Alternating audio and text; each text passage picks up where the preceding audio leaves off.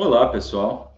Hoje, na nossa turma de teorias linguísticas, né, eu sou o professor Samuel e nós hoje vamos falar sobre o nosso módulo 1, a linguagem e seu estudo, a unidade 2, cujo tema será teoria dos signos. Então, vamos falar um pouco sobre a teoria dos signos, começando do iniciador dessa teoria dentro da linguística moderna, que é o Fernando Saussure. Então, vamos falar um pouco sobre isso, né?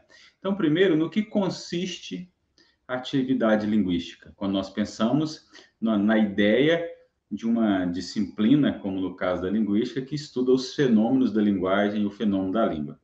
Então, dentro dessa disciplina, a partir dessa perspectiva científica, nós pensamos então na língua, que a língua classifica, agrupa e separa objetos por suas propriedades, por exemplo. Então, isso é o quê? O que a linguística faz pensando esse conceito de signo linguístico, ela vai não pensar mais agora na língua ou no signo como uma espécie de etiqueta que se coloca sobre as coisas, mas a língua serve sim para classificar, como para separar os objetos em seus grupos, né? Como tem o exemplo aí, margarida, violeta são do grupo das flores, enquanto maçã, pera são do grupo das frutas. Então, por exemplo, esse signo flores e esse signo frutas, ele é um qualificador que classifica determinados objetos do real dentro de determinados conjuntos, né? Então, quando se usa o signo ou a palavra flor,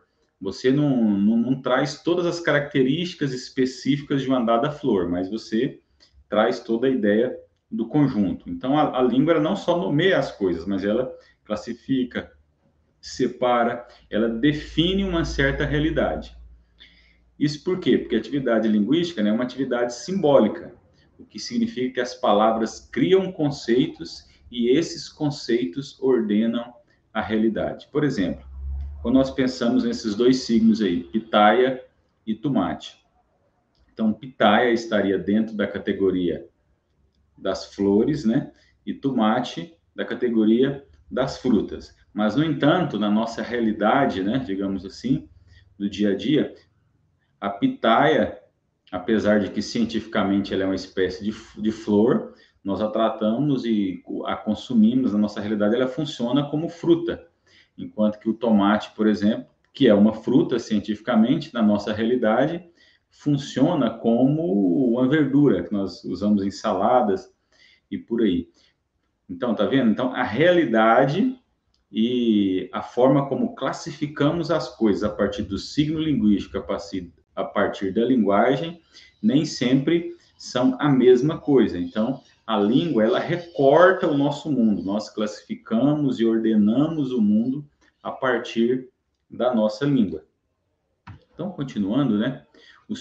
Eu trago aqui essa pequena citação do Saussure, que ele diz assim: psicologicamente, abstração feita de sua expressão por meio das palavras, nosso pensamento não passa de uma massa amorfa e indistinta. Filósofos e linguistas sempre concordaram em reconhecer que, sem o recurso dos signos, seríamos incapazes de distinguir duas ideias de modo claro e constante. Então, a ideia que o Saussure fala é que o signo ele vai ordenar as nossas ideias, os nossos pensamentos, e assim dar sentido ao que está à nossa volta. Para o Saussure, para essa ideia, os nossos pensamentos sem os signos, eles seriam essa massa amorfa que ele fala, que é um verdadeiro caos, né? Você não consegue distinguir uma ideia de outra, mas é o signo que faz isso, ele classifica, ele recorta, então a partir do signo linguístico, nós conseguimos distinguir uma ideia da outra, e assim, então, compreendemos o mundo à nossa volta, compreendemos o que acontece, né? Então, por exemplo, o signo, ele se define em relação a outro signo no interior do sistema linguístico, né? Então, o Fiorin, no texto que é a nossa referência, que eu vou dar referência no final, por exemplo, ele dá esse exemplo, ele faz a distinção entre os signos Ship e Mouton em inglês e o signo Carneiro em português, né? Então, assim, essas duas línguas, elas ordenam de forma diferente uma dada realidade. Então, por exemplo, em inglês, você tem ship, que se refere ao animal, o animal, o carneiro que está lá pastando e tal, o animal vivo, e muton a um corte, a um prato feito que tem como base o carneiro, que seria o chip. Então, na realidade dessa língua, são duas coisas diferentes. Então, você não come o carneiro, né? O que vai para a sua mesa tem que ter outra palavra para isso. Então, distingue as duas realidades. Já em português, não. O carneiro é o bicho que está lá, que passa e tudo mais, que está lá no campo, e ao mesmo tempo a gente faz lá um carneiro assado. Então, a gente não distingue as duas realidades, mas em línguas há nomes diferentes para distinguir o animal vivo andando ali e aí o animal que vai virar um prato, que vai virar comida na nossa mesa. Então, tá vendo? São formas diferentes de entender o mundo, de recortar a realidade a partir de línguas diferentes. Então, o Fiorin vai dizer aí, ó, nenhum ser do mundo pertence a uma determinada categoria, os homens é que criam as categorias e põem nelas os seres, né? Então, somos nós que criamos as categorias, criamos as classificações, e isso por meio sempre da língua e do signo linguístico. E o signo linguístico, né, ele vai pertencer a cada língua, sempre a uma determinada língua, e o recorte que ele faz da realidade vai ser diferente dependendo do ponto de vista desse falante, né? Então, por exemplo, ele dá um exemplo lá, se uma determinado tribo entra em um primeiro contato com um dado animal e ela percebe então que esse animal são dois tipos ali diferentes de animal, né?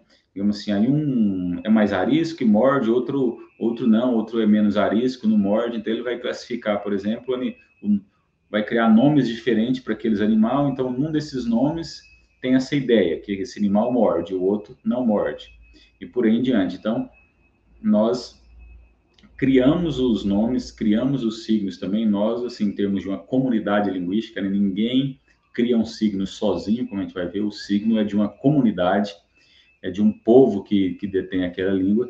Então, nós criamos os signos a partir das perspectivas que nós temos, de como nós olhamos e recortamos e entendemos o mundo à nossa volta. Então, composição e valor dos signos, né? Um dos conceitos do signo é o quê? Que o signo é uma coisa no lugar de outra coisa, ou seja, ele é a representação de um dado objeto. Então, ele então substitui esse objeto na nossa apreensão, na nossa compreensão. Então, o signo é tal qual o objeto, né? O exemplo clássico do Saussure lá é o signo mar, né? Que ele usa o signo mar, por exemplo. Então, essa palavra em si, mar, ela não é a mesma coisa do mar em si, do referente, que é aquele lugar com muita água salgada, água movimentada, que dá onda, que termina geralmente numa praia e por aí em diante. Então, a palavra é uma coisa e o referente, ou seja, a coisa em si é outra coisa. Então, o signo, essa palavra que nós damos àquele referente, ela está no lugar, ela substitui aquele lugar para que nós possamos falar sobre isso, discutir sobre isso sem precisar estar na presença da coisa em si, né? E o Saussure, então, vai falar que o signo, né, ele é composto de um conceito, e uma imagem acústica, ou do significado e do significante, sendo que no significado é igual a conceito e significante igual a imagem acústica, né? O significante seria essa imagem que vem na nossa cabeça quando ouvimos o signo. Então, quando ouvimos mar, cria-se uma imagem aqui na nossa cabeça. Então, associa essa imagem com o som que é produzido. Então, se fala alguma coisa e esse som produz essa imagem na nossa cabeça aqui. E o significado seria o conceito, né? O que é mar? O que eu entendo por mar? Qual a minha experiência de mar? Então, esse é o conceito. E o som tem a ver com o significante. O significante tem a ver com esse som e o que esse som remete, como que se estabelece uma ligação entre esse som e um dado conceito aqui na nossa cabeça e por aí em diante. E o significado não é a realidade, né? Não é o próprio objeto, mas é a sua representação, né? Como eu já falei. Aí, o significante é o veículo do significado, né? É uma outra definição, ou seja, no significante é que ele presentifica o significado. É através do significante que nós chegamos a um significado. E outro conceito que o Saussure traz é a ideia de que na língua não há senão diferenças, né? O signo é relacional. Quando ele trabalha a ideia de que um signo é o que não é outro signo. Então, por exemplo, se eu tenho o signo chapéu e o signo boné, um exemplo, né? Então, o boné e o chapéu, eles têm semelhanças entre si em termos de conceito, né? Os dois servem para cobrir a cabeça, alguma coisa assim, mas a relação entre esses dois signos é que o boné é aquilo que o chapéu não é, e o chapéu é aquilo que o boné não é, né? Ou seja, eles têm alguma diferença que distingue os dois. Então, um signo está sempre em relação com outro signo. Então, ele tem semelhanças em relação a outro signo, mas ele também sempre tem diferença em relação a um outro dado signo, para que nós possamos distinguir um signo do outro, né? Esse é o conceito de valor linguístico, que é um conceito fundamental na teoria saussuriana. As características do signo linguístico, né? O Saussure traz duas características principais, né? Vai falar da arbitrariedade do signo.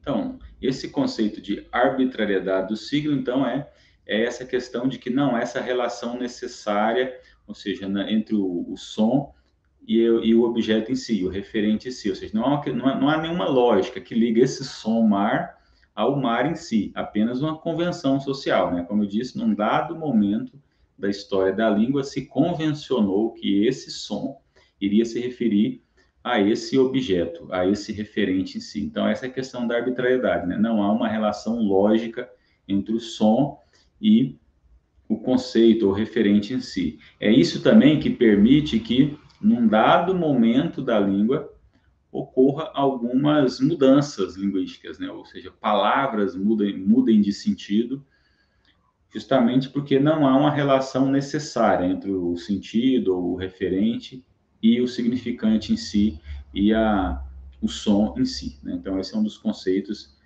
fundamentais lá da linguística saussuriana ou da linguística estruturalista, né? Outra ideia também do Saussure é o conceito da linearidade do significante. Por causa de que o som é algo material, né? Ele ocorre no tempo, então um som sempre vem após o outro. Isso faz com que haja uma certa ordem na língua, né? E que os elementos, então, na língua, eles vão se ter a ordem, uma regra de como se estabelece essas relações para estabelecerem essa ordem. Então, por exemplo, na palavra como pedra, né? Então, por exemplo, a palavra como pedra. Então, você tem lá um radical, esse som que vem primeiro, né? Pedre, né? Com até no R aí, pedre. Então, vem o radical, depois do radical vem a vogal temática, no caso aqui a vogal A, formando a palavra pedra. Ou se você muda essa vogal temática, você mantém a mesma raiz, pedre, e muda a vogal temática para O, você vai ter um outro nome, que é o nome Pedro.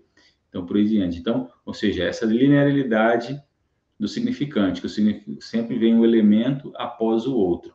E é dentro dessa lógica de um elemento após o outro que vai se formando a estrutura da língua. Então, tanto na palavra, que é uma estrutura menor, mas quanto na frase, quanto no texto. Então, você tem todo o encadeamento de como que esses significantes vão aparecer na língua e na produção da língua, né? Então, o Saussure tem essa definição aí, né, da linearidade do significante, como essa questão do preenchimento de uma dada linha, né? O significante ocorre nessa lógica de uma dada linha, né? Então, esse é o conceito da linearidade do significante. E, além disso, por exemplo, o signo, né, o nosso signo, o signo linguístico, ele permite, às vezes, algumas mudanças de sentido. E como que ocorre essas mudanças de sentido, né? Então, nós temos esses dois processos na língua, por exemplo, que é a denotação e a conotação. Então, a denotação seria o sentido mais próprio de uma dada palavra, né? O sentido original, digamos assim, o sentido natural de uma dada palavra. E a conotação é quando essa palavra, então, ela extrapola esse sentido original e cria-se um novo sentido, ou estende-se esse sentido a partir de outros mecanismos, que é a hora de metáfora, a hora de metonímia, e por aí em diante, que aí se dá o sentido conotado, ou o sentido figurado, né? Como se diz na gramática também. Então, por exemplo, para criar um sentido conotado, é preciso que haja uma relação entre o significado que se acrescenta e o significado já presente no signo denotado. Então, a denotação, que é esse significado original ou natural de um dado signo, né? Então, o outro sentido que se cria, então esse outro signo, que é o signo conotado, ele tem que ter alguma relação com aquela ideia primeira, do signo denotado, né? Então, os dois mecanismos principais de conotação, isso praticamente em todas as línguas, né? As línguas conhecidas, pelo menos, são a metáfora e a metonímia. O processo da metáfora é que se dá um acréscimo a esse sentido original, quando existe, então, uma relação de semelhança entre esse sentido original e o novo sentido, né? Então, por exemplo, se você falar tal... Vou pegar, por exemplo, uma poesia qualquer, né? Que é uma poesia, uma ideia poética bem pobre, digamos assim, mas alguém fala, fulano é bela como orquídea, por exemplo, uma coisa assim.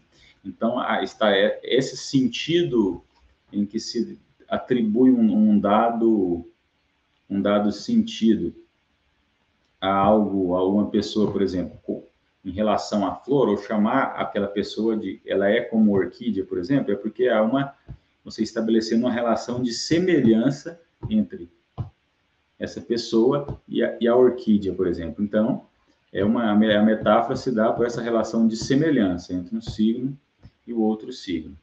E o outro processo de criação de sentidos conotados, digamos assim, é a metonímia, né? Já a metonímia, ela é o acréscimo de significado ao outro quando há entre eles uma relação de contiguidade ou de coexistência, ou seja, há características entre o sentido natural e o sentido novo que continuam, né? Então, por exemplo, as metonímias mais clássicas é tipo, como quando se diz aí, o pessoal lá o negócio aí, né? Por exemplo, fulano tem 1000 cabeças né? De gado lá. Então, é porque cabeça e a vaca inteira, digamos assim, né? Quando você usa essa ideia, por quê? Porque esse sentido de cabeça se refere ao todo. Então, é uma parte que se refere ao todo. Mas naquele todo tem essa parte que agora é usada aqui como metonímia, né? Ou seja, isso que é a ideia de sentidos que são coexistentes. Então, se no todo, na ideia de vaca, por exemplo, ou boi, você tem uma cabeça, então quando você fala 1000 cabeças, você pega só uma parte que estava lá e continua utilizando essa parte aqui, né? Nessa nova palavra, nesse novo conceito. Então, essa é a ideia de contiguidade, né? Então, a gente é quase como se dizer, na verdade, que na metonímia não há, na verdade, uma criação de um novo sentido, né? Você apenas, né, pegou parte daquele sentido que estava ali e trouxe ele aqui para essa outra palavra, né? Já na metáfora, não. Na metáfora, às vezes, de fato, uma criação de um novo sentido, né? Quanto à classificação aí dos signos, né? Então, há vários tipos de signos, né? Há signos naturais e signos artificiais. Então, a língua, por exemplo, é um signo artificial, né? É um signo natural, a língua em si. E há outros tipos de signos, né? Signos que vão ser criados para um fim específico, como a linguagem a linguagem dos códigos do computador, por exemplo, né? A linguagem binária, por exemplo, que seria uma linguagem artificial, que teria, então, signos artificiais, né? Temos também signos verbais e outros tipos de signos sem ser verbais, né? Que às vezes parte do signo verbal, mas cria uma outra linguagem, como a pintura, escultura e por aí vai, né? Então, temos vários tipos de signo, mas dentro da linguística, a prioridade é para o estudo do signo verbal. Então, o Saussure até fala de uma ciência geral dos signos, que ele chama de semiologia, mas que ele não iria se ater a ela, já que a tarefa do linguista, então, é estudar o signo verbal, a linguagem verbal como ela funciona, não é? E a linguagem verbal, ela é tão importante na história humana, né, que é por isso que nós temos vários mitos, né, ou várias histórias de origem que tratam da questão da linguagem, né? Então, por exemplo, lá no texto bíblico, né, da Bíblia cristã, ocidental e tal, nós temos lá que no princípio criou Deus os céus e a terra lá, e depois disse Deus, haja luz e houve luz, mostrando como que o processo de criação se dá, ou da organização daquilo criado se dá por meio da linguagem. Isso não só nessa história de origem, digamos assim, a narrativa de origem da cultura ocidental, mas nós temos em várias outras culturas, né? Por quê? Porque, de fato, a linguagem, né, é um fenômeno praticamente concomitante com a própria ideia de ser humano como nós entendemos, né? Da forma que entendemos ser humano hoje, como ser consciente, que vive em comunidade. Então, assim, praticamente não tem como se pensar essa vivência em comunidade, do ser humano viver em comunidade, sem a língua, sem a linguagem, né? É por meio da língua que as comunidades se perpetuam, né? Continuam coesas, criam as suas regras sociais e por aí em diante. Então, por exemplo, é por isso que o estudo desses signos, o estudo dos símbolos, por aí em diante, sempre fez parte dessa história do conhecimento humano, porque está atrelado ao que é mais essencial do ser humano, de fato, né? Que é a comunicação e a produção do conhecimento humano, foi sempre feita por meio da linguagem. Então, trago aqui como algumas considerações finais, né? Isso que eu já falei sobre que desde a do Gênesis bíblico, por exemplo, né, fala que a passagem do caos à ordem faz-se por meio de um ato de linguagem, né? E é essa, então, que dá sentido ao mundo, né? Como nós vimos lá no texto do Gênesis bíblico, né? Então, de fato, é a linguagem que organiza o mundo à nossa volta, né?